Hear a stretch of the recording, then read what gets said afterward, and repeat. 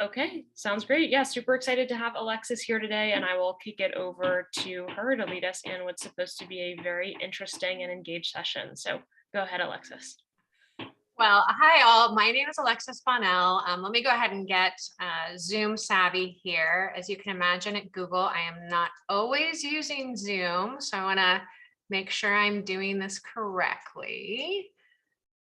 So, Kate, am I presenting? You are presenting. Yay, look at that, y'all. I already conquered technology hurdle number one. Well, it's so nice to meet you all. And part of why I'm most excited to be here is because, like many of you, I was a public servant for 20 years. And my last job, I was the chief innovation officer at a federal agency. And one of the things that I really was really frustrated by is I felt like technology was always either a lot of hype or a lot of, kind of disappointment. And then I was also in meetings where there'd be some really interesting elements of technology, but someone would say something like, but what about security? But what about privacy? And no one kind of had answers to that. So I was lucky enough about a year and a half ago for Google to look to hire me. And really what I do, and the reason I came over is I wanted to learn for myself, like what's real, what's hype, what's a $200 million problem, what's a $2,000 problem, and really be able to digest and translate back to fellow public servants, the role of this technology, how I navigate it, and things like that.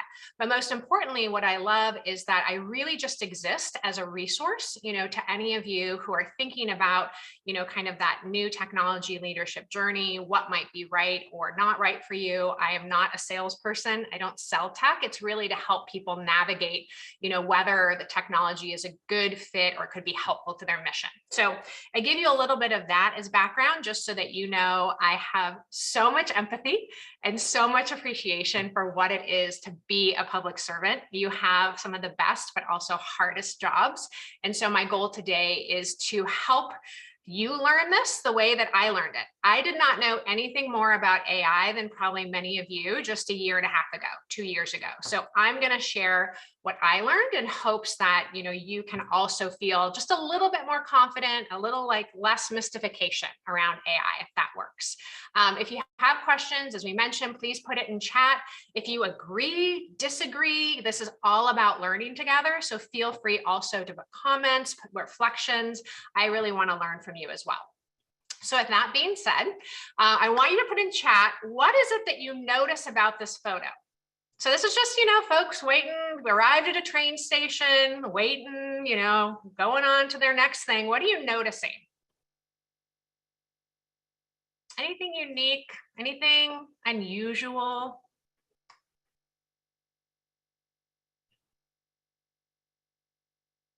Very white, very male. Yes, that is definitely true. I'm going to show you the next slide. They look up exactly.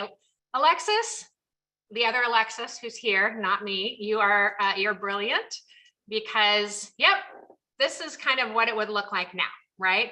And the reason I highlight this for you is thinking about this idea that we really live in an information age, right? And we are both consumers, producers, et cetera, of that information.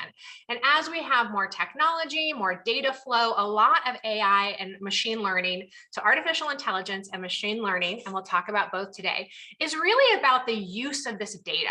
And I want us to think about for just 1 minute, what is different, right? What is different from that scene where maybe you were waiting for your ride to pick you up and couldn't immediately, text someone, or you had to look, for a paper map or something like that. So, really quickly, I wanted to, yeah, exactly, Sarah, all the cell phones. I wanted to ask you really quickly, what are some of the things that we used to do that technology now helps us with, right? So I put a couple of obvious examples. We now have cars, we're not in horse and cart. We have, paper maps, or we move from paper maps to, Apple Maps or Google Maps or whatever you use. But what other types of things have changed? Any other kind of examples of, where technology hopefully has made life a little bit better, a little bit more convenient? Encyclopedia, yeah. I mean, the access to information, just think about how phones, absolutely, how democratized information is now, right? And that's, again, a really critical element of AI. Yep, Rudy, so much easier to connect online shopping, love it, really good one. Even curbside, right? I want us to think for a minute, because it's really interesting, about the fact of what would it be like if COVID had happened only 5 years ago? Right? Only 5 years ago, we actually wouldn't have had the data. We wouldn't have had the technology to do curbside. And a lot of that is because of what AI does in the background, in the sense of matching data, bringing data to bear. To be honest, we probably wouldn't even have the COVID vaccines, because COVID vaccines actually used AI technology in order to model them faster than regular vaccine creation. So this is all things that are really, it's an amazing time to kind of be alive and be engaged in this. So the other thing I want us to do, and most importantly, I want to have empathy for you as a public servant, is that it used to be that we were navigating change, kind of in these generational cohorts, right? 86 years between the first industrial revolution and the second, 99 between the second and the third, only 53, right, between last. And now, just recently before COVID, we were at about a 10-year innovation, kind of adaptation cycle. Now we are in a less than 2-year adaptation cycle. So if any of you feel, overwhelmed, everything's changing, it's changing all the time, in this graphic, you're going to see just a few of the things, right, that are changing, that that AI and other types of things are contributing to. And I want to call your attention to kind of the statement on the left, because I think it's really interesting when we think about our role as public servants. And that is at the very last part of that quote, as public servants, we the job of you is actually often to navigate how this change gets incorporated into our nations and our communities and our customer and citizen and constituent experiences, right? So you're in a really interesting position, and that's part of why I love being able to kind of share and demystify this with you, because you're going to probably play a role in figuring out how these types of discoveries are navigated. So to make it really simple, though, here's an example. I don't know how many of you like LeBron or like basketball, but this is just a basic example, of what AI does right now for the NBA. Literally every minute of every game, it is calculating. And a lot of you have probably seen Moneyball, right? You understand kind of how baseball, for example, really moved into a stats-based game. So if you think about it, information is amazing, it's critical, it's powerful. And so even here, we're able to take AI and literally predict before the ball leaves LeBron's hands if it's likely to be a basket or not, to be able to understand whether or not his form is driving risk, right? And even in facial expression, or something we call sentiment, to be able to understand, is he tired? Is he, does he need some, a caffeine boost or some Gatorade, right? So all of these types of things are really amazing if you think about what, AI does. And I'll show you a little bit more of how that works. But the other thing I want us to recognize is sometimes we think about AI as being really exotic, right? And it's actually all around us right now. We experience it. So we talked about a couple examples, but, really importantly, things like, I mentioned things like cybersecurity or spam filters. There is no way, especially with what's going on in the world right now, that, without AI, that we would be able to be fending off a lot of the cyber attacks, cyber crime, and things like that are happening now. For many of you, how many of you have gotten a call? Go ahead and put a +1 in the chat. If you've ever gotten a call from your bank saying, there was some suspicious activity on your credit card. Has anyone gotten that? Yeah. So all that is literally a data information modeling, where, they look at us as AI as a fraud tool, and they say, wow, Judith is buying things in a place Judith doesn't normally buy things, right? Or Judith just bought a Bentley. Judith doesn't buy a lot of Bentleys. This is weird, right? We should go call Judith and make sure everything's okay. But think about the power of that, right? Think about the ability to take a limited set of resources like a fraud team at a bank and really help them use their time, right, in the right way. And part of that is by being able to model where, might it be likely that fraud, or something like that is happening. Another one that's coming up a lot in public service is chatbots or virtual agents, and I'll give you some examples of those. So the other thing that's important to realize, and you don't have to, this is a very busy slide. What I really want you to pay attention to is that when you talk about AI and machine learning, oftentimes you'll hear reference to the cloud, right? And why that's particularly critical is, in essence, the cloud is what allows the scalability of information processing. So the ability to kind of lease information space versus being limited to what you have. And my favorite example of that is the next slide. And that is, I like to think about cloud like you're leasing a car, but at any given moment, you have the exact car you need in your driveway, right? So if you're going on a family vacation, you walk outside and there's an RV. You can fit the whole family, you can tailgate, right? If you're going on a date night, there's a Ferrari, camping, an SUV, et cetera. But that idea of having your technology as a service meet you where you are is really important, just because if you think about AI, it takes a lot of information flow, right? It takes a lot of data. And so that's one of the reasons why when you hear people talk about the cloud is maybe not the destination.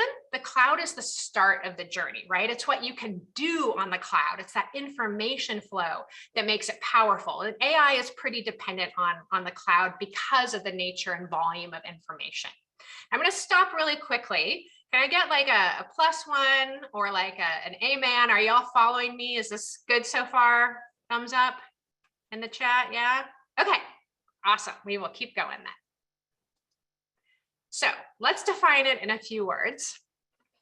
Like anything, everyone is going to tell you it depends, but I've given you the definitions that I like. And what I want you to pay attention to is, number one, this machine learning bubble fits within AI. And we'll talk about like why machine learning is a part of AI. But more importantly, really paying attention to this definition of artificial intelligence. Sometimes people think about it as intelligence. I like to think about it as interpretation, because really what you're asking a computer to do is to perceive something visually, to be able to recognize a word, to be able to translate things. And so that idea of interpretation is critical. And machine learning, the difference is, in essence, what you're trying to do is to get the system to do something without giving it hard and fast rules. And I'll show you a little bit about what that looks like. So imagine like interpreting, but with a little bit of discretion, or what we would call confidence factor.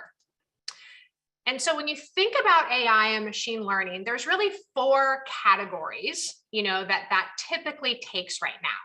One is classification. So that might be, if you can imagine you're driving, like, is this a gas station? Is this a grocery store? Is this a restaurant? So if you imagine, how close am I, or how far am I on a road trip somewhere, that is where AI comes in to help you classify. Prediction is really important. And this is one of the areas where I see a lot of public servants really starting to want to lean forward. And for many of you, I'm sure during COVID, there were things where we didn't know the right answer, but we kind of had to game them out, right? We had to model, we had to scenario play. So what I mean by that is, what is 6 feet of social distancing enough? What would happen if it was 10? Or if we open bars or restaurants tomorrow, how likely is our case, going to skyrocket? Or, for example, with climate, if we do X, Y, and Z, will that increase flooding, right? So the reason I highlight this is because if we think about ourselves as public servants and public leaders in an information age, then the ability to take that information and not just respond, but be able to be, and be reactive, but be able to be a little bit proactive, right? And I like to call this like, playing with the what if machine. And one of the things that AI does really well is lets you kind of get in that scenario modeling, like what if machine basis. One of the examples I'd like to use right now is, for example, we're helping different agencies who want to have more diverse talent, right? Who want to have more equity in their programs actually model, if we made this tweak in our program, how many more how many more communities of color would be included or better served, right? So that idea of really being able to ponder and explore with data before you make a specific policy decision is really, really valuable. The third one is generation. And this is where you're using AI to take a known set of information and create new things out of it. So I love the example of generating new musical melodies, right? If you think about Spotify or Pandora, that idea of being able to match music you like with other music, et cetera, that's another kind of form of preference generation. And the final one is understanding. And understanding is really this idea of being able to understand human intent.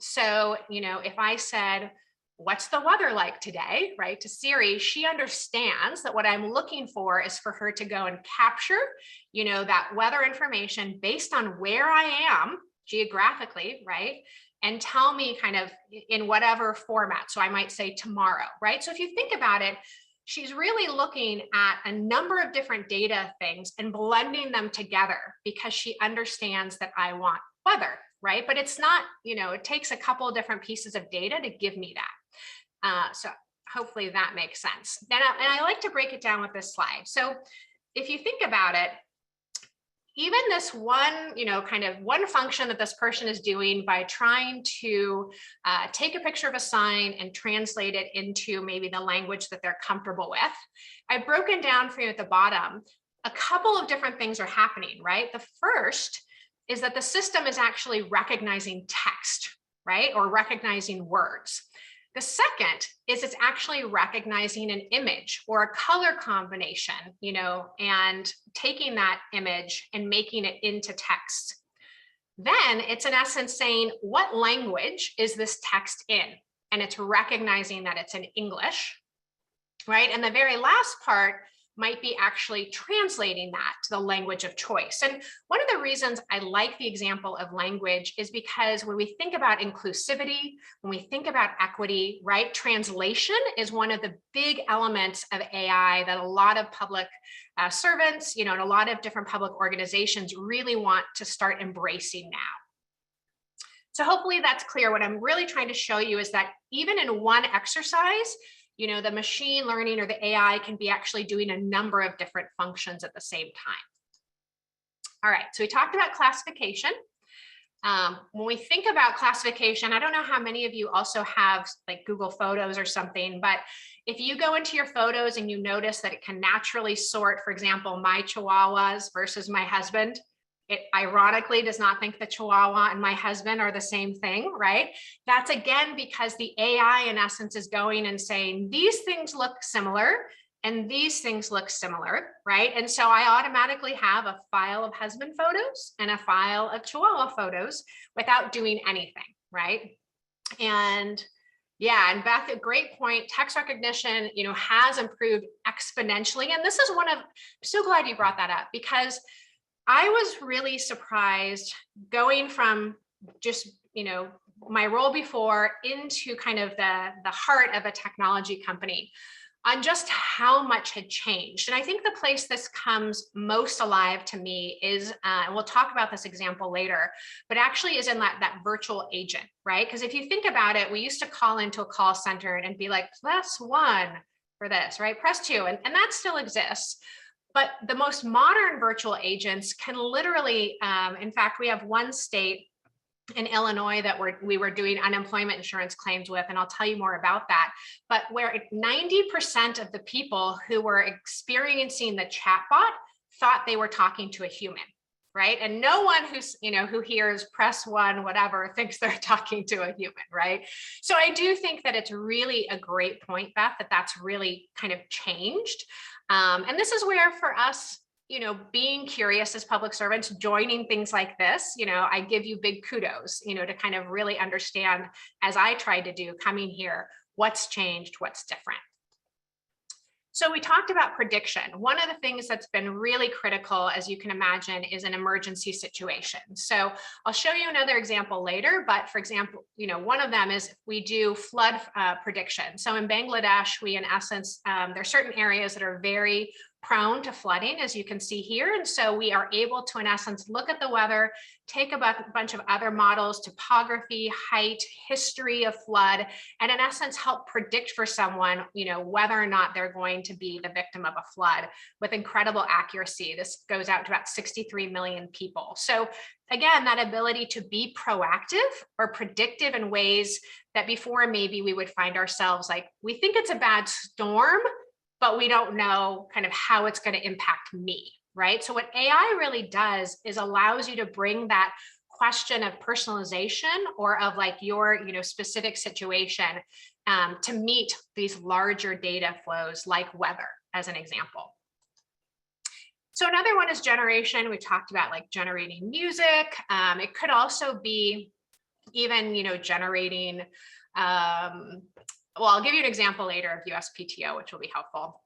And then, finally, like language translation again, Google Translate is a great example, but being able to take in, language and translate that. And then finally, this idea of language understanding. So I gave you the example of Siri, or Alexa, being able to, find food, know what it is you're looking for. So these are all different things that machine learning can do. Now, one of the things I want to call your attention to, as you're seeing, is this concept of AlphaGo.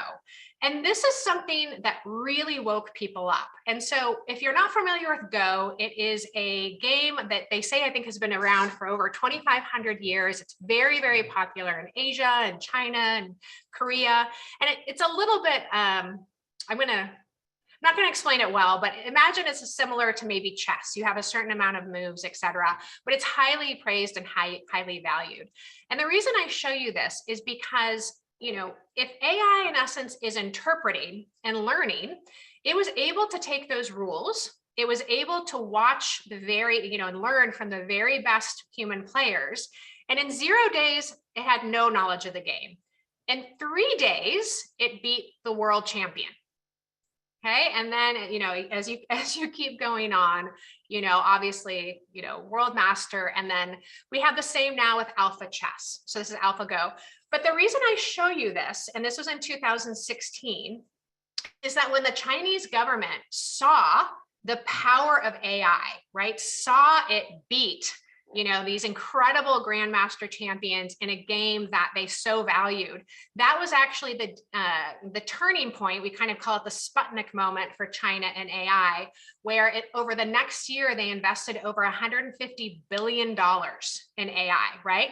But I showed you this because I wanted to point out that sometimes it's these human moments, right, where technology is connected to, what we love or what we do that really makes it come alive, right? And so for the Chinese, this was a particular powerful one. But we're still early in the game, right? So we're just in 2022, but really we expect a huge amount of global GDP growth to be around AI. And really it's around information flow, right? And maximizing information. So how does it work? Most importantly, AI, again, there's no you can ask a bunch of people different technical meanings, but when you start talking about machine learning, in essence, the whole idea is to be able to have the software learn and adapt and not necessarily be confined to rules. And I'll give you an example of that. So how many of you still get spam?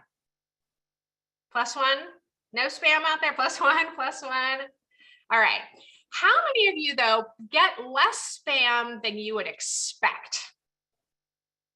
Hopefully the answer for you, great. Okay, Beth, maybe not, Cassidy, yes. And part of that is because in essence, how we, as a technology kind of cohort, introduced machine learning into spam. And so the way you could think about it is the way that rules-based things work is that you have to set the rule, right? So As an example, I might tell my son, I have a 22-year-old son, when we go to church, I might say, okay, go to church and be quiet, don't be disruptive, and I give him a parameter.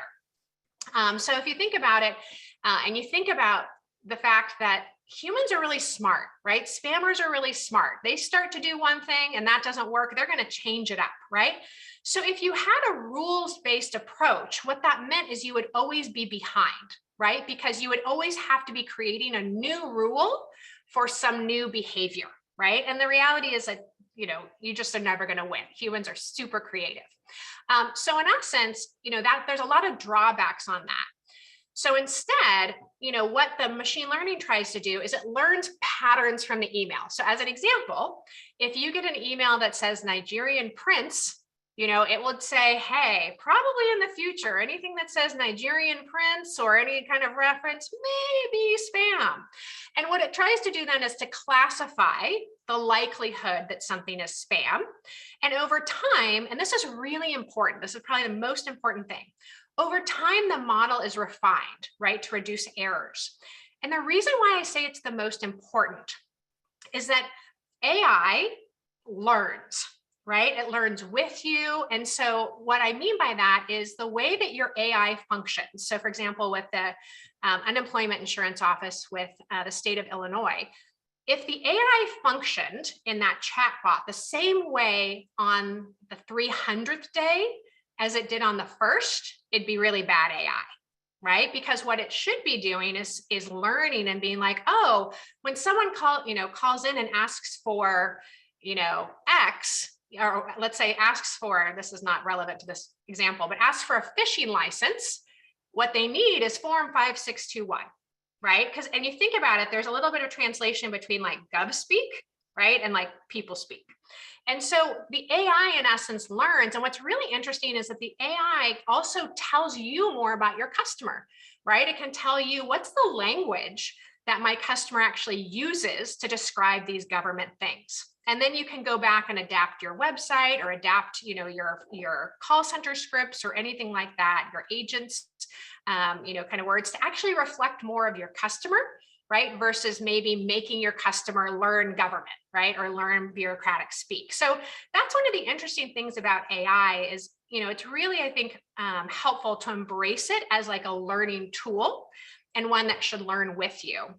So it's not enough to kind of set it and forget it. You have to actually be curious with it to get the most value out of it, if that makes sense.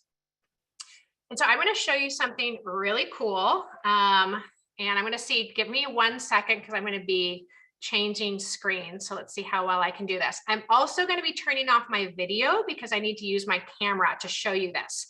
But before I switch it, I want you to take a note, and we'll send you afterward this teachable machine, because I'm literally going to show you all in about 4 minutes how you can program AI. Like Graham, Rudy, Ellen, you all are going to be programming AI in like 3 minutes. Judith, stand by. Here it comes. Okay, so I'm going to stop sharing this. I'm going to screen share again. Hopefully, give me 1 second. Let's see if I can do this. I'm going to share it. I'm going to turn off my video. Now, Kate, can you just confirm for me the teachable machine is up? We've got it. Yeah. Awesome. All right. So this is teachable machine. So I'm going to click on getting started, and this is available to any of you. I will tell you, for those of you who have kids, you can keep your kids busy for an entire weekend by just showing them teachable machine. You will have like your niece who wants to model her dance moves off of Beyonce and see how close she got, right? So I'm going to go ahead and pick an image project, and I'm going to pick a standard image. Now I'm going to use my webcam, and I am going to just take some things on my desk. So I'm going to take a tumbler. I don't know if that's what people call it. That's what I call this. And I'm literally going to hold and record a bunch of pictures. I'm just literally clicking hold and record a bunch of pictures of this tumbler. Now, did any of you see me do anything other than take pictures? No, right? I was literally pushing hold to record, picture, picture, picture. Now I'm going to put in another class. And let's say this one is, y'all are going to get to see the vitamins I take. Vitamins. I think I spelled that wrong too. All right. And in essence, you know, just taking a bunch of hair, skin, and nail pictures. That's right. All right. So I could have put in data in a lot of different ways. I could have imported it. I could have loaded a different type of sheet, but I did it, really using my camera in real time the same way you all can. So now I'm clicking train model. So I want you to think about this for a minute. Did I, and put in the chat, did I tell the machine the difference between my hand or my face or the tumbler or the vitamin bottle? No, right? Did I write a single word of code? And I could have taken anything from my desk, right? Someone was just like, oh, I'm not smart enough to program AI, y'all. I'm just showing you how easy this is. So now on the confidence factor here, and this is the important thing I want you to pay attention to. It's going up and down. It's in essence saying, okay, what's our percentage of confidence that what we're seeing is a tumbler versus the vitamin bottle? And you can see that it's kind of going up and down because it's not seeing either of them, right? So it's going like this. Now look and see what happens.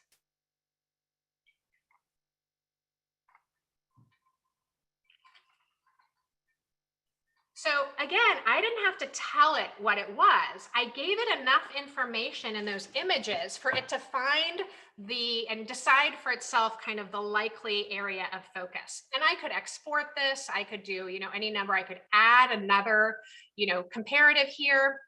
So this is something that, I wanted to show you because it really is that easy, I think, and I'm going to stop sharing and go back to the other screen. It really is kind of incredible where the technology is at now. And the way I think about it, oops, sorry, I have to close out on something. Okay, I can navigate technology, I promise. So the way, that I think about it, or what I think is really interesting is how many of you remember, if I showed a different tumbler, that's an interesting question. It would still recognize the tumbler most likely. Now, if I had two cups and they were pretty much the same cup, but different colors, then it would only be parsing really the color difference, right? But it will take kind of the whole atmospherics of what it sees and start to kind of, again, I didn't give it any rules, right? I didn't say this is a tumbler has to have a handle, right? Or a tumbler has to be this white thing or have a straw out of it. It kind of, made that up on its own. And that's where the learning part comes in. So let me go ahead and share my screen again. Hopefully I do this right. Okay, let me go to my other view. All right, Kate, did I do it? Am I back? You're brilliant. You're on. Woo! Okay. I'm going to open my chat so I can see all your great things. So the whole point, and this is what I think is really interesting to Beth's earlier question about, has the technology changed? So I'm going to date myself, but back in the 90s, right, when people, the internet was first happening and people wanted to have a website, that was a really specialty thing, right? It was you had to have only a few website designers existed, and it was super expensive. And now it's if you go and buy a URL, it's do you want a website with this, right? Click and all of that. So the reason why I wanted to show you Teachable Machine is because I think it's important, for you to understand maybe how much easier, how much more intuitive, where the technology is now than maybe where you thought it was. One of the things we hear a lot is, public servants and to be honest, I thought this too. I thought, well, I don't have any data scientists, so I can't use AI, or I don't have enough of them, or I don't have a huge, budget, or my data isn't perfect, right? And again, I just showed you not perfect data, right? No data scientists involved, but I wanted you to, understand kind of how it's changed. And again, is this helpful? +1, is this, am I making this easy? Because that's really my goal. Yeah? Okay, you're all so supportive, thank you. So I want to give you another quick example. I know some of you are from the DMV side, right? So we've gotten to work with a couple different, DMVs in different states and countries even, around how AI plays into that. And so this was one of the questions that they gave us, kind of reimagining the DMV. And so one of the things we did is we in essence broke down and said, okay, here's how technology, but most importantly, AI might play a role, right? So whether that was, doing virtual identity, whether that was actually transactions in a chatbot, whether that was having virtual waiting rooms, right? These are all different things that AI can contribute to. And I think sometimes there's like a nice to have around technology, but sometimes it actually means real bottom line benefits. And so in this case, we were able to model with them, the fact that taking advantage of a few of the different AIs actually would bring them 28 million more dollars of monthly revenue compared to like just being limited to in-person transactions. So, again, I just think sometimes that is helpful to know that it's a nice to have, but also can have real value. Now I'm going to show you a couple of examples because I think it's helpful when you understand how it's being used, right? So in this particular case, we actually had two different instances, or I'll give you two different examples. In one case, we had a state that had an enormous backlog, right, of unemployment and pandemic requests, and they didn't have enough call center staff. I don't know about you all, but I know when I have worked where we, need to have call center, you can't simply add 400 people tomorrow, right? That's just not going to work. It's not going to happen. And so, for many of you, this was probably a challenge you faced, this idea of maybe a growing influx of requests, but not necessarily the ability to simply add FTEs, right? And a virtual agent is in essence a chat bot, but you can escalate to a live agent. So what that might look like is someone might come in, you might come to like a chat area on, let's say, a DMV website and says, hey, what do you want to do today? I want to register my vehicle. Okay, what kind of vehicle do you have? So that back and forth of that information flow, what does the customer want to do? What's the information required? That's all virtual agent, right? If that virtual agent, if part of that back and forth was an escalation, in essence, that's where you could, in essence, get a live agent, right, to take over. But the goal for us is we know it's more successful, or we gauge our success based on how frequently or infrequently an escalation has to occur, right? And the goal here, I think it's really important, isn't about replacing people. It's about figuring out how do the people you have use their time most wisely, right? Or to the most benefit. And a lot of times, if you think about it, there's a certain part of what we're doing on kind of human, interpretation, where a system can say like, yes, I can tell the difference between a cup, and a can. But then there's going to be other levels of discretion. Well, can I put a hot thing in both of those? Maybe, maybe not, right? So there's always going to be that level of diving in a little bit deeper that really you have to have humans or human in the loop decisions. So as an example, if you wanted to detect fraud, you wouldn't use the AI system to say that person is a fraud. What you would in essence say is, here's some information that are giving us some flags where you, human in the loop, may want to look at this, right? Because maybe it's fraud, maybe it's not.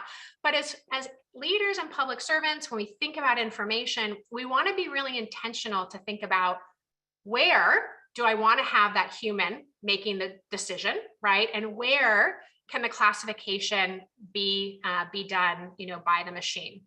And so here, in this particular issue, that state really wanted to make sure, if you imagine unemployment, this is a really scary time for people, right? They lost their job. They may not know how they're paying their bills. And just simply, can you imagine the frustration, the fear of calling in and just kind of being like, oh, we're overwhelmed right now. Sorry. Can't help you. Like, these are people's lives, right? And so the state was really intentional. They wanted a minimum, to schedule a callback. They wanted to be able to automate the status, right? Because again, if someone's waiting to pay that rent check, they've got to know, are they a day away from that? Are they a week away from that? But most importantly, too, this is a time of real sensitivity for people. So being able to say, how angry or scared, or let's take the temperature, if you will, of our customer base and be able to be responsive, was also something that the AI could help with. Now, this is one of my favorite examples. Kate, do you need me? Sorry to jump in. Just a couple questions come in. Could you just remind us all the difference between a chatbot and a virtual agent? Sure. So, I mean, to be honest, the industry uses both terms fairly interchangeably. A chatbot tends, generally speaking, to be either way. You're going to see it on like your phone, or you're going to see it on the website. You're going to kind of click into it. A chatbot tends to, in essence, maybe be a little bit more simplistic. If you think about like your frequently asked questions, right? A chatbot you can, and actually this is a great point. People think they have to do a lot to start to use AI, for example, in something like a chatbot. If you have frequently asked questions, which you probably all do, already written out, you're like 95% of the way there to just flipping on a chatbot, right? So I would generally say a chatbot is kind of that, kind of frequently asked questions level. A virtual agent is where you might start to be connecting data flows together. So as an example, a chatbot might tell you, here are the hours, or, what documents do I need to register my out-of-state car? A virtual agent may actually go back in and allow you to do some more of that actual transaction, right? Take a picture of your current registration, right? And upload it, in the virtual agent, come back and ask you a particular question. So again, it can be used interchangeably. Sometimes people mean the same thing, but for me, I tend to kind of say chatbot is maybe like your step one, like fast entry point, and virtual agent starts to have levels of customization that allow, like, as you're thinking through your process and you think about wanting to put more things automatically through your process, you'll do more and more around the lines of a virtual agent. And I'm happy to send all of you, I'm going to actually put my email in here right now. So any of you are welcome to ping me, and I am happy to give you anything that I can be helpful with on our work. All right, so this is one of my favorite examples because I think it's a really good example of that idea of where automated information or kind of confidence of information matching, and like where people are just good at what they do and you can't replace that, right? So particularly, we were working with the patent office, and for many of you, you probably have either yourselves or you have a lot of people who are experts at things, right? And like whether, I know that I go to, for example, to my local DMV, and the woman who sees me way too often there, she's been there for 30 years. She knows exactly how to solve something, exactly what, goes forward. You can't replace that. And similarly, a patent officer has an incredible amount of experience by the time they get to that role of really deciding whether or not someone's going to get a patent. And what I think is really important about this is, again, think about, as public servants, we have these moments where we really are interacting with someone's life journey, right? So for a patent officer, think about like when someone files a patent, right? Think about how excited they are, like the hope, the fact that they think that they've really, done something that might be game changing or a huge part of their future. And so you can imagine there's actually a lot of pressure on a patent officer to make the right call, right? And so what was happening though is that patent officers, in order to kind of put that case together and to be able to defend the case if they choose to issue a patent or not, they've got to do a lot of research, right? They've got to be looking at, what already exists, how close is this? There's a lot of searching. And so in essence, what they found is about 80+% of their time was used searching for information to put together these cases. And 20% or less of their time, were spent actually deciding whether or not someone should be awarded a patent. And so what we did, is, remember, AI is a learning tool, right? And so what we did is we matched the AI up with a patent examiner. And what that means is that the patent examiner, like the AI, it's going to sound creepy, but I promise it's not, kind of the system watches what the patent officer does. So in other words, what do they search for? What information do they accept or not accept, right? They're taking all of those parameters and they're learning. And this is kind of supervised learning. And what's important is the patent examiner can kind of say, oh, you got that one right, or you got that one wrong. So, for these more sophisticated things, there is this kind of learning matching.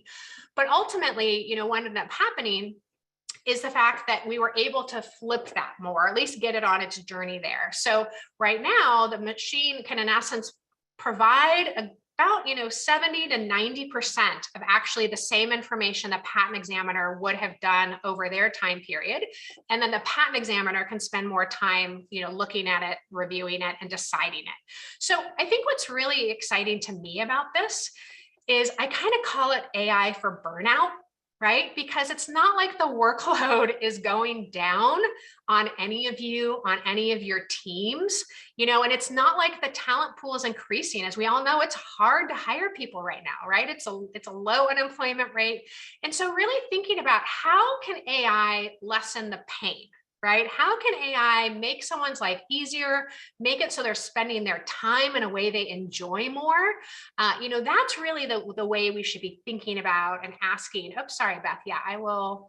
Let me see how I scroll out. Let's see. It didn't let me do it. Whatever you just did, there you go. Oh, perfect. I don't know. All right, so the last part here, thanks for drawing attention to that. What I think is really interesting about the patent case, and forgive me, I brought up my chat, which is what's doing that. But if you think about it, that same research, and this is where thinking about our processes in new ways that meet the information flow or the technology, that same search that a patent officer does and has now trained the computer to, someone could actually, someone who wanted to get a patent could potentially do that themselves, right? Meaning if they put that AI to be public facing, I could be really excited about my invention, but it might be hard for me to see if something like it really exists. It's a lot to navigate. But if I could move that to the front end and kind of say, oh, actually, it's probably fairly unlikely I'd get one because these 10 things already exist. Also think about how much time, right, we're saving someone or allowing them to understand maybe a tweak they want to make, et cetera. So again, I think this idea of once you have a living and learning system that learns along with you, you can have it in-house, or maybe behind your closed doors, so to speak. But then as it is getting better and better, as it provides value, you can also surface it, in front to constituents or citizens or others where that information might actually be helpful to them earlier in their journey. So I think that's a really exciting place that, we hope to see that go. Now, here's some great examples. These are all like different federal cases that I worked on. But what I want to highlight for you here, document AI, right? So what document AI is simply the idea of, imagine when you look at someone's driver's license, it has information on it, right? It has your name, maybe the issue date, the state. It's really an information form. And so all document AI does is look at that and extract that information and put it in a system, that's useful. But one of the things I want to call out for you all here is that there's so much work that's already been done on what we would call parsers. So parser is in essence that algorithm that can look at a driver's license and pull off, the information specific to a driver's license. There are thousands of parsers already created.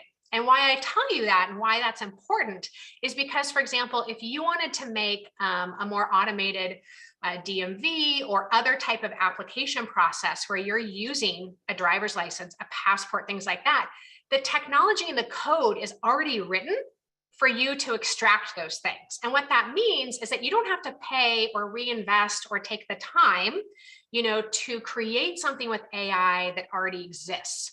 And so this is why what's exciting is the more and more different groups in public service start using AI, the more they actually make it less expensive for other people to use some of the same parsers, right?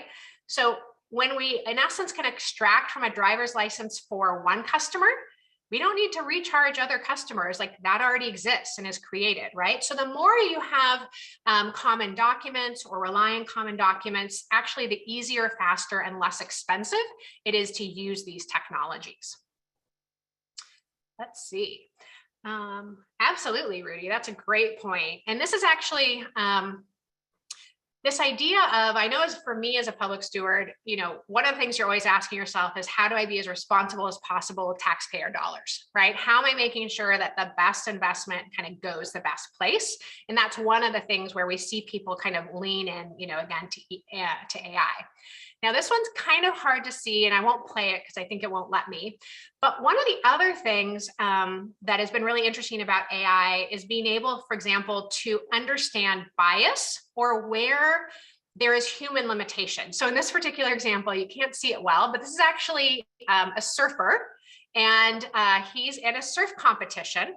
And in essence, if you can imagine many competitions like this, gymnastics, ice skating, things that are fast moving, judges often have either subconscious or bias, or just their eyes can't keep up with some of the rapid motions. And so, for example, that teachable machine platform that I showed you earlier, where you could model, whether your niece is dancing like Beyonce, that pose movement is the same thing we used here. And so if I played it, it would show a surfer kind of coming up and kicking at the top of the wave and going down.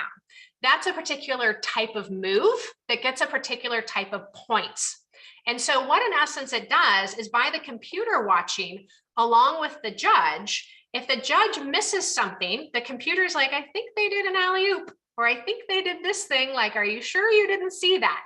And so you can imagine this became very interesting when you talk about the Olympics and you talk about judging and you talk about Russia gymnasts versus us versus China, like a lot of interesting ways that technology is used to kind of say, hey, like, what really happened? Did we all see the same thing, et cetera.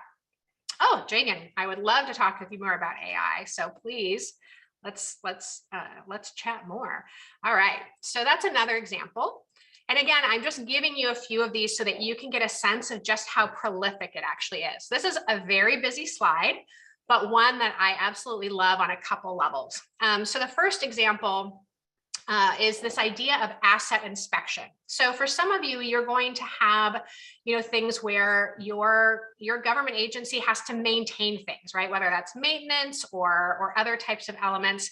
And I'll show you in a minute, but one of the things that's really interesting, if you see those big windmills, what AI does is actually we fly drones up 300 plus feet in the air, and it can see if a screw is loose on a windmill, right? Like, so think about not making people go up 300 feet in the air, and things like that, to just be able to, do that rotation. Or for example, photo inspection, fleet management.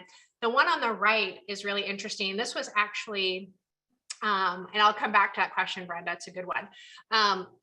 This is actually pothole detection. And so what we saw with the city of Memphis is we put some cameras on buses, and the cameras were able to completely map, right, all the potholes. We also see this used for like blight or, maybe buildings that aren't being maintained or things like that. But the idea of, again, being able to bring that information flow to bear, kind of more front of mind. And Brenda, I think, to your point of what AI was missed in the judging, I think the question is not so much that the AI should determine the winner, right? It's just to make sure that the judge really knows all of the moves or all of the things that transpired so that they actually have all the information. Imagine if you're on the beach, you're watching surfers, a grain of sand gets in your eye for 1 minute, you miss something, right? And all of a sudden people want to understand, where your results are coming from, things like that. And I promise I will wrap up. We talked about cybersecurity already. Again, I want you to think about, without AI, we're processing billions of pieces of information, analyzing data super fast. This was an interesting one. So for the city of Seattle, one of the things, of course, that happens is that you think about the use of streets, right? So there might be construction projects, filming, marathons, all of these different things happening. And in essence, by putting those information flows in the AI could predict and flag when was the right time or when there might be a conflict between, those types of activities. Another one I love, and I play this for you, but I'm worried it might not work from a sound standpoint, is NOAA had more than, I think, 170,000 hours of humpback whale sounds. right? And no one is going to sit there. I mean, I don't know, maybe Graham, maybe you'd volunteer to listen to 170,000 hours of humpback whales, but I would not. And so what they were able to do is use sound-based AI to model the whales. And now they can, in essence, track humpback whales around the world, including in some cases, individual pods, simply based on this sound mapping, right? So that again, some of us in our organizations have huge amounts of historical data. Maybe it's trapped in paper, right? Maybe it's in a different form. Maybe it's video footage. But that idea of being able to unlock that, right, and look forward. And new, I see there are Google buses that track every birthday area. Is that AI? Yeah, I will get you more whale music if you like that, Judith. But yeah, I mean, anytime you're in essence capturing information flow. So for example, like Google, like, you know, street cam, right? We're taking in data at any given time around, you know, what a map looks like, what the geographical terrain, et cetera. And I'll give you an example of where that comes into play. Oh, the whales want to play a sound. We're going to scoop that. So this is actually a great example of that idea of how this might come into play. So, you know, for those of you in California, I know, you know, unfortunately, you've been plagued by a lot of wildfire, right? So this is a great example of, you know, the ability to take in those information streams to be able to understand early fire detection. Also to, you know, for those of you who are in that state might have seen like the Google map that in essence showed you or predicted where fire was moving, where it might be going, exit routes, but also being able to just step back and say, wow, we have not had as much, you know, rain as we thought, but more importantly, these areas are over vegetated and likely to be, you know, when we think about prediction, where fire might be likely to break out. Right. So again, these are a lot of different levels of data, but by weaving them together, and the example specifically of like the Google Street Map is in particular fires. One of the things, unfortunately, when they've gone through a community, some of you may be aware of the fact that, you know, someone can apply for, I think it's FEMA assistance, right, or insurance assistance right after fire if their home's been destroyed. But that can take a lot of time. That's a lot of information that's kind of proving that you've had the damage, you know, that you think. And what actually we could do with the Google Street View cameras and the satellites is be able to confirm instantly, yes, unfortunately and tragically, this home was lost, and instantly file for that person a claim, right? So you're talking about potentially taking, you know, months of bureaucratic process, you know, into a matter of seconds, minutes, you know, days at most, but most importantly, putting all of the evidence for all of the parties in one place simultaneously, right? So that idea again of information flow, the right information at the right time is critical. This wasn't actually, that last one was an example of rust. So we actually can use drones to do rust prediction on ships. And the last one I'll give you, if you think about, if you like food tech, we have these things now where literally these buggies go around and they just take constant photos of every plant, almost every leaf. And so a farmer can know instantly if I have an outbreak of, you know, aphids or locusts or something like that over in this corner, or something needs more water. So if you imagine that the ability to prioritize our resources and catching things when they happen, you can imagine that again, a yield increase when it comes to our national food, you know, supply chain of a 2% increase or a 5% increase is critical. So final thing I will leave you all with is when you think about using AI, you in essence have to have four things. You got to have people. So you got to know what you want. Someone there has to understand what they're trying to solve. You got to have the data. Again, it doesn't have to be perfect. Like I showed you, tumbler picture, vitamin picture. You got to have the compute. So we talked about cloud. And then ultimately the tools, right? So whether that's a technology that Google has or another, you know, provider, really that idea of being able to bring those four things together.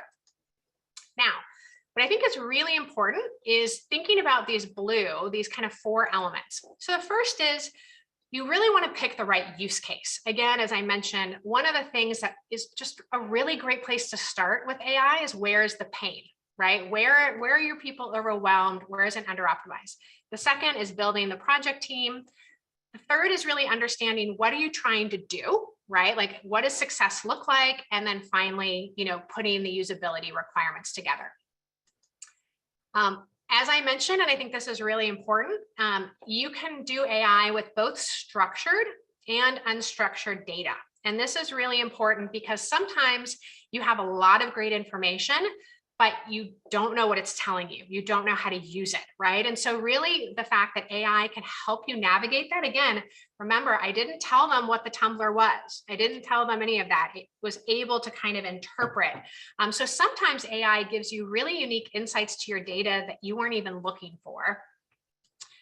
And then the last thing I would leave you all with is when you think about AI, a lot of people say this is science stuff. This is like for data scientists. But what I wanted to show you with the blue is that the main users of AI right now are just like you and me, right? They are government, they're business, they have particular missions, they're banks, like it's not actually kind of rarefied air. It's kind of, in essence, coming into play into everything that we do. So you all have been amazing. I completely verbally hemorrhaged on you, but hopefully, this made AI a little easier to understand. I'm happy to stay after and take questions or hear from you all. But please let me know in the chat if your original, knowledge of AI was here. Have I helped you like 1 point increase, 2 point increase? You're super comfortable. Please do give me some constructive feedback. But thank you all so much.